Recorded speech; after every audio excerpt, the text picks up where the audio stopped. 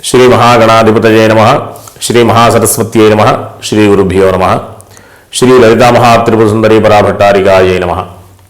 మనం 2026 సంవత్సరం ఫిబ్రవరి నెలలో ఉన్నటువంటి ద్వాదశ రాశుల యొక్క ఫలితాంశాలలో భాగంగా కన్యా రాశి వారికి ఉన్నటువంటి గ్రహస్థితి రీత్యా ఉన్నటువంటి ఫలితాలు చెప్పుకుందాం. ముందుగా రాశి అధిపతి అయినటువంటి బుధుడు 3వ తేదీ తర్వాత నుండి అంటే 3వ తేదీ నుండి కుంభంలో సంక్రమణం జరుగుతుంది. అప్పటి నుంచి కూడా మంచి ఫలితాలే, ఎట్లాంటి ఇబ్బందులు లేవు.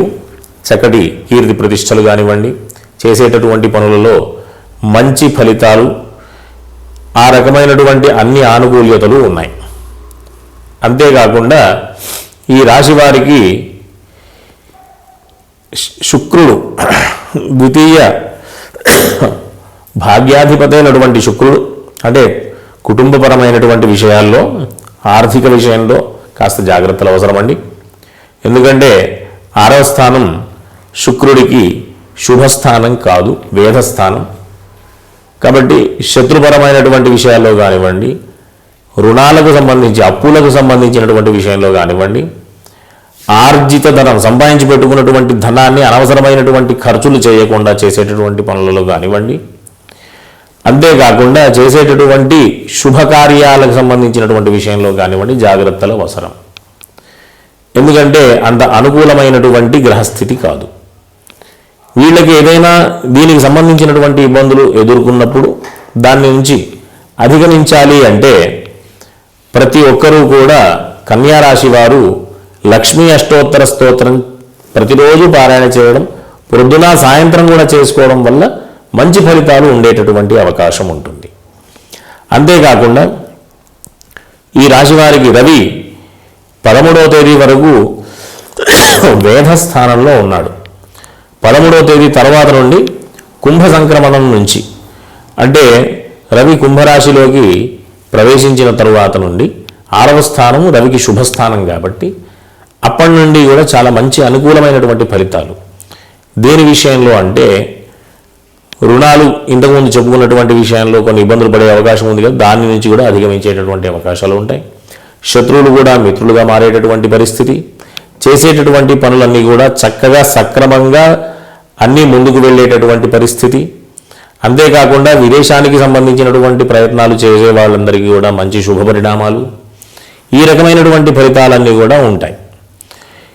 వీరికి 7వ స్థానంలో శని సంచారం అంత అనుకూలం కాదు. కాబట్టి వివాహ విషయంలో కానివ్వండి, వివాహానికి సంబంధించినటువంటి ప్రయత్నాలు చేసేటటువంటి విషయంలో కానివ్వండి, వాళ్ళందరూ కూడా కాస్త ఓపికగా ఉండడం ద్వారా ఏ ఇబ్బందులు కూడా పడకుండా ముందుకు వెళ్ళేటటువంటి అవకాశం ఉంటుంది. ఏదైనా చికాకులు ఉన్నటువంటి పరిస్థితి ఉంటే గనక వీళ్ళు ఈ ఆంజనేయ స్వామి సంబంధించినటువంటి స్తోత్ర పారాయణలు కానివ్వండి, ప్రతి శనివారం ఆంజనేయ స్వామి దర్శనం చేసుకోవడం కానివ్వండి చేయడం చాలా విశేషమైనటువంటి ఫలితాలు పొందేటటువంటి అవకాశం ఉంటుంది. అంతేకాకుండా ఈ రాశి వారికి అంటే విద్యార్థులకి కాస్త జాగ్రత్తలు అవసరం. అంత అనుకూలమైనటువంటి పరిస్థితి కాదు ప్రస్తుతం ఉన్నటువంటి గ్రహస్థితి రీత్యా. చికాకులు ఉంటాయి. చేసేటటువంటి ప్రయత్నాలలో మామూలు ప్రయత్నం చేస్తే కనుక అంత శుభ ఫలితాలు ఉండవు. గట్టి ప్రయత్నం విశేషంగా శ్రమ చేయాల్సి ఉంటుంది. హార్డ్ వర్క్ చేస్తే తప్ప వీళ్ళ లక్ష్యాలన్నీ కూడా సాధించేటటువంటి పరిస్థితి ఉండదు. కాబట్టి ప్రతి ఒక్కరూ కూడా ప్రతి గురువారం గుర్తుంచుకోండి, విద్యార్థులందరూ కూడా ప్రతి గురువారం ఈశ్వర దర్శనం చేసుకోవడం అత్యంత అవసరం. కాబట్టి అందరూ కూడా లక్ష్మీ అష్టోత్తర స్తోత్రం, హనుమాన్ చాలీసా, దాంతోపాటుగా ఈశ్వరుడికి సంబంధించినటువంటి దర్శనాలు ఇవన్నీ చేసుకోవడం ద్వారా ఉన్నటువంటి ఇబ్బందుల నుంచి అధిగమించేటటువంటి అవకాశం ఉంటుంది. కాబట్టి అందరూ కూడా సుఖంగా ఉండాలని ఆశీర్వదిస్తూ స్వస్తి. శ్రీ మహాగణాధిపతయే నమః. శ్రీ మహాసరస్వత్యై నమః. శ్రీ గురుభ్యో నమః. శ్రీ లలితా మహాత్రిపుర సుందరీ పరాభట్టారికాయై నమః. మనం 2026 సంవత్సరం ఫిబ్రవరి నెలలో ఉన్నటువంటి ద్వాదశ రాశుల యొక్క ఫలితాంశాలలో భాగంగా ముందుగా మేషరాశి వారికి ఉన్నటువంటి గ్రహస్థితి రీత్యా ఉన్నటువంటి ఫలితాలు చెప్పుకుందాం. ముందుగా ప్రతి ఒక్కరికి ఆరోగ్యం ప్రధానం కాబట్టి ఆరోగ్య విషయమై చూస్తే వీరికి ఏలినాటి శని నడుస్తూ ఉంది. కాస్త ఆరోగ్య విషయంలో జాగ్రత్తలు అవసరం. అంతేకాకుండా రాశికి అధిపతి అయినటువంటి కుజుడు దశమస్థానంలో వేధస్థానంలో ఉన్నాడు. కాబట్టి అందరూ కూడా ఖచ్చితంగా ఆరోగ్య విషయంలో జాగ్రత్తలు అవసరం. కుజుడు 23వ తేదీన మకర రాశి నుండి కుంభరాశిలోకి మారుతూ ఉన్నాడు. కాబట్టి 23వ తేదీ వరకు కూడా అందరూ కూడా ఆరోగ్యపరమైనటువంటి జాగ్రత్తలు తీసుకోవడం అత్యంత అవసరం. ఇప్పుడు ఈ రకమైనటువంటి ఇబ్బందుల నుంచి అధిగమించాలి అంటే దేవతారాధన ఒకటే మార్గం. కాబట్టి అందరూ కూడా ప్రతి మంగళవారం, అంటే మేషరాశి వాళ్ళందరూ కూడా ప్రతి మంగళవారం, శనివారం, మంగళవారం పూట సుబ్రహ్మణ్య స్వామికి సంబంధించినటువంటి దర్శనాదులు చేసుకోవడం, శనివారం రోజు ఆంజనేయ స్వామి దర్శనం చేసుకోవడం ద్వారా మంచి ఫలితాలు ఉండేటటువంటి అవకాశం, అంటే ఇబ్బందులు ఏమున్నా అధిగమించేటటువంటి అవకాశం. కాబట్టి ఈ రాశి వారికి ఈ మాసం మధ్య భాగం నుండి 6వ తేదీ నుండి కొన్ని శుభ పరిణామాలు ఉన్నాయి. ఈ ఆరోగ్య విషయాన్ని దృష్టిలో పెట్టుకుని ఇంతవరకు చెప్పుకున్నాం. ఇప్పుడు ఆర్థిక విషయంలో కానివ్వండి, లాభదాయకమైనటువంటి విషయాల్లో కానివ్వండి, వృత్తి వ్యాపారాల విషయాల్లో కానివ్వండి, కాస్త అనుకూలమైనటువంటి గ్రహస్థితి ఈ రాశి వారికి ఈ మాస మధ్య భాగం నుండి కూడా అనుకూలంగా ఉంది. ముందుగా ఈ కుటుంబ సప్తమాధిపతి, ద్వితీయ సప్తమాధిపతి అయినటువంటి శుక్రుడు 6వ తేదీ వరకు కూడా కాస్త అననుకూలమైనటువంటి ఇబ్బంది కలిగించేటటువంటి స్థితిలో ఉంటాడు. కాబట్టి 6వ తేదీ వరకు కూడా కుటుంబపరమైనటువంటి విషయాల్లో కానివ్వండి, వివాహ సంబంధమైనటువంటి విషయాల్లో కానివ్వండి, నిర్ణయాలు తీసుకోకుండా, అంటే ప్రధానమైన నిర్ణయం తీసుకోవాలనుకుంటే 6వ తేదీ తర్వాత తీసుకోవడం వల్ల మంచి ఫలితాలు పొందేటటువంటి అవకాశం ఉంటుంది.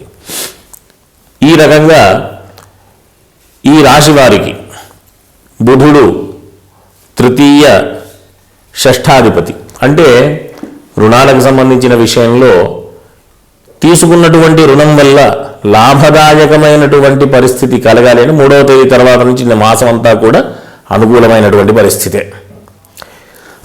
ఎవరైనా భూగృహాలకు సంబంధించినటువంటి కొనుగోలు చేసేటటువంటి ప్రయత్నంలో రుణాలు తీసుకోవడం ద్వారా మంచి లాభదాయకమైనటువంటి ఫలితాలు ఎదురయ్యే అవకాశం ఉంది.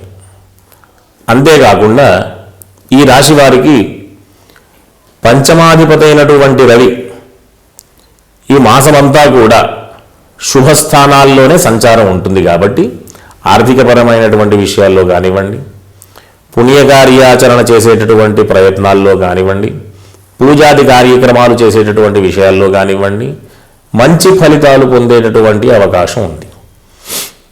ఈ రాశి వారికి, మేషరాశి వారికి రాశి అధిపతి అయినటువంటి కుజుడు, అంటే 23వ తేదీ వరకు కూడా కుజుడు వేధస్థానంలో సంచారం ఉంది. కాబట్టి అందరూ కూడా 23 వరకు కూడా కాస్త శారీరక విషయంలో జాగ్రత్తలు పడడం అవసరం.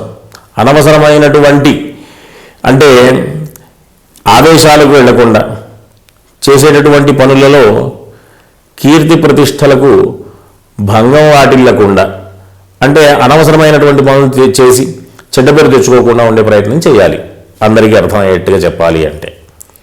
కాబట్టి ఇంచుమించుగా నవగ్రహాలలో కేవలం 2 గ్రహాలు మాత్రమే కాస్త ఈ రాశి వారికి అననుకూలమైనటువంటి సంచారం ఉంది. కాబట్టి అందరూ కూడా ఈ మేషరాశి వారు